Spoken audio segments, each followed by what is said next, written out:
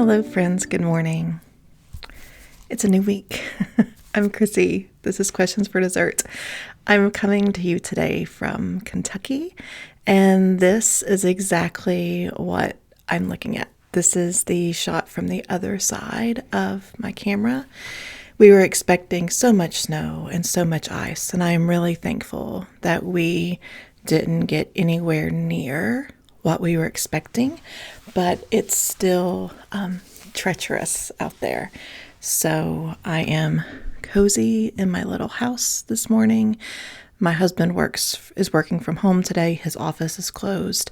I don't see clients until 1 o'clock today. I'm a therapist, for those of you that don't know, but I've been wide awake since a little after 3 when the snow removal service decided to show up in our neighborhood and was scraping the alley at like 20 after 3.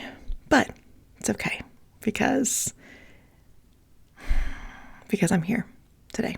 So this will follow a typical knitting podcast format, and we will start with finished objects. First today, we have what I'm wearing. This is my 2025 Advent sweater. It is the Kemper by Rebecca Clow. I love this sweater. For those of you that may be coming new to my channel, my sister-in-law picked out the colors for me. I get the row 1 minis every month, and I'd put quite a few back, and my sister created an advent calendar for me. There is quite the variety of dyers in this sweater. All of that is in Vlogmas. The body of the sweater is Malabrigo Ultimate Sock in whole wheat, whole grain, oatmeal. I really should know this, but it's something glutinous that is good for us. And I love it. It blocked out so beautifully. I started the sweater on November 30th with the collar. I was a few days behind during Advent, but I got caught up pretty easy, and I started the body of the sweater on Christmas Day. I wanted this sweater to be something that I wear over dresses or with skirts. I wear dresses most of the time. Today I am wearing it with my blue Marin Maxi from Woolland, and I love it. I feel like I got just the right length. There is enough flex in the bind off for the sleeves for me to pull my sleeves up because late 40s, I'm a hot girl. I love it. She's everything I dreamed of and more. I started on November 30th. I finished it on January 23rd. I am shocked that I knit a fingering weight sweater in less than 2 months. I love her so much.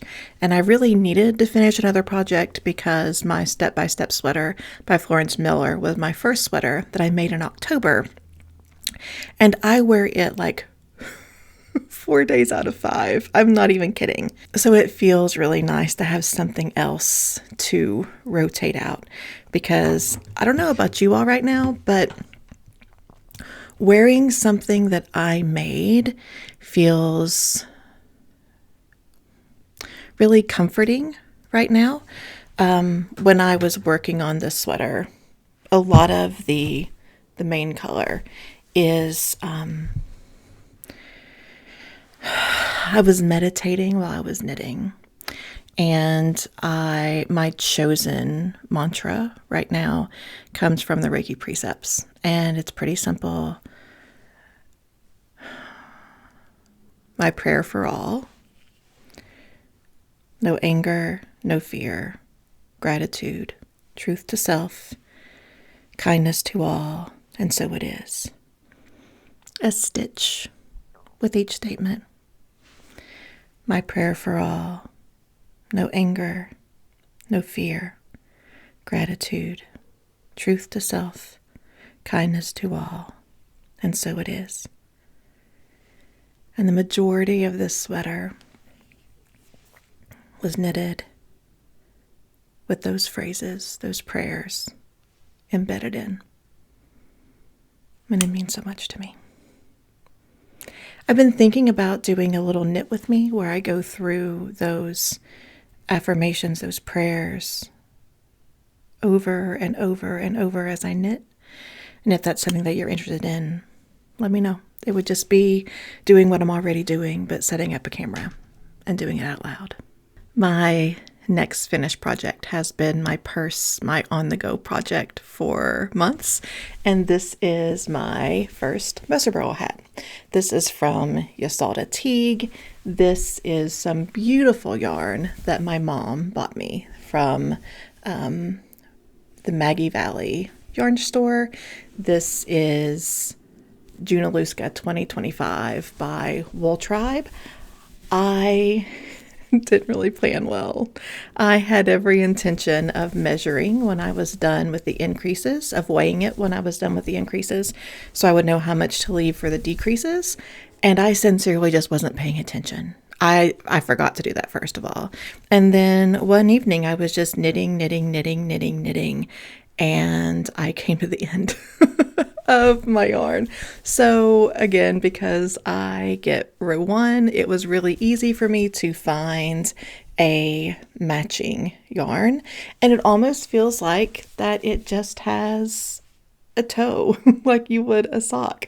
And I assumed that I would fold this inside and wear it with the color on the inside. But I really like the difference, the contrast on the outside. And this reminds me a lot of a hat that my brother used to have that I'm pretty sure I bought him when I worked at the Discovery Channel store. That was a fleece sewn together that had a long braid. And this just reminds me of Zach's hat from so many years ago. So I started this on September 22nd, 2025. I finished it on January 10th, 2026. I love it. It can be either floppy, if I don't have a bun on. If I'm not wearing a bun, I can absolutely fold it up, but it just hides my bun well otherwise. It's funny, I carry this around in my purse as my project to work on, and now I just carry it around in my purse for something to wear. So this is my first Messerbro hat. So another way that January was a month of first is I made my first socks. I'm calling these the Mighty Musketeer socks because they are in our high school color. My husband picked out the yarn, and only when I got it home did I notice that it was green, black, and gold. This is Madeline Tosh sock. I don't have the color in front of me. Oh, I'm a bad YouTuber. But I use the basic sock number 1 pattern by Summer Lee from her first sock book. I know the second one just came out, but this is from The Sock Project, I think is the name of the book. I started these on January 2nd. I finished them on January 13th. They've been washed and blocked, and they've gone through his first cycle of wear, which I think was like 5 days before I said, honey, can I wash those for you? And he said, sure. They're a little too long in the foot, but the heel and gusset was nowhere as stressful as I thought it was going to be. And I don't know if I actually made the socks too long, or if this yarn is just a little bit thicker than typical sock yarn. So I'm going to cast on another pair for myself in the next few days. But this is my first pair of socks. My last finished project for the month is a Melt the Ice hat. I started this on January 24th and finished it on the 25th. This is using Patton's Classic Wool Worsted in the color, I want to say it's red. Let me check. In the color bright red. As when I saw that this hat existed and the lore, the meaning behind it, I sent my husband to Michael's to pick up an order while the snow was just starting a few days ago. I wish I would have been able to get to our local yarn store to buy yarn there, but I wasn't able to. and we're not going to let the perfect be the enemy of the good. So this is my first Melt the Ice hat. I made it for my husband. It has not been blocked yet. As soon as I'm done with this video, I'm going to go throw it in the snow, let it have its time there. This is such a meaningful hat and a meaningful pattern. And I am so glad that I'm so glad that I was able to get some red yarn before it seems like it has all disappeared. So, bridging the gap between finished objects and work in progress, we have my Coziest Memories blanket. The blanket itself, of course, is a work in progress, but I can show you my completed squares for January. I just have a couple, and that's okay because I finished a sweater, but I put leftovers from Nathan's socks in here. So this is the Mighty Musketeer square, and then I put in a square from the body of my sweater. My plan next is to put in leftovers from the color work in my sweater. So I would like to say that by the end of February, I'll have all 24 of those put in, but 25. I did a 25th color. But realistically, it's probably not going to happen. I did a count the other day, and I am, I think, 2/3 through this blanket. I really enjoy that I am at the time of year where I am able to cover up with my project. A lot of these squares don't necessarily mean anything, but some of them do. I have my little section, the 3 here, actually the 4. This was a Christmas yarn as well. The 4 that I did during Christmas. I have one that I remember doing the day that I went to take care of someone I love very much. I have a row that my youngest niece picked out when we were on vacation. And then my favorite section is a set of memorial colors for when we lost our cat. Let me find it. So from the week that we lost our cat, this orange one here is the last one I made while she was with us. She was orange and gray. This was what her coloring looked like. These are her eyes. This was under her chin. And she also had a significant amount of tan. So, like I said, there are squares that mean nothing, and there are squares that mean the world to me. So, yeah, my Coziest Memories blanket by Kemper Wray is both a work in progress and some individual squares that are finished objects. And the other work in progress I have on my needles is another Melt the Ice hat. I don't think I said before.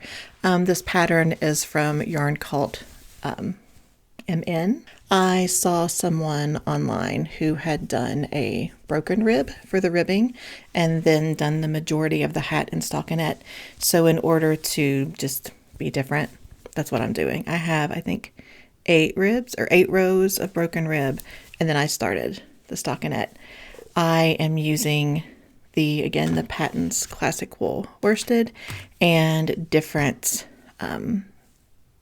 multicolored self-striping, variegated, whatever, reds from my stash. The first ball I used was mostly pink and red. The second is a lot of purples. And I don't know that I will have enough variegated to finish the hat, so I'm going to be putting some different shades of red in as I'm holding these double as well. And holding my Melt the Ice project. I have this in my Starlight Knitting Society bag. I have not been here, but I feel like Emma the Third really got me through a lot of chaotic times with her Vlogmas, so I'm excited to have this because it reminds me of her, and I think maybe there may be a chance that she packed it. So anywho, I have some really fun variegateds coming up to go into my hat. But again, I don't think I have enough variegated to finish it, so I do have just different shades of red to bring in as well. So that's a catch up on my knitting. I'm trying to find peace wherever I can. If you would like for me to record a little knit with me with a meditation, let me know, and I can do that in the next few days. If you want to meditate with me on a more regular basis, I lead a group that I call Reiki Householders, where we meet 11 times a week, morning and evening, to meditate together from a perspective of Reiki and this understanding that we are all of us, different expressions of the same great bright light. So, friends, until we meet again, may we live in safety, may we live in health, and may we live in ease. I'll see you soon.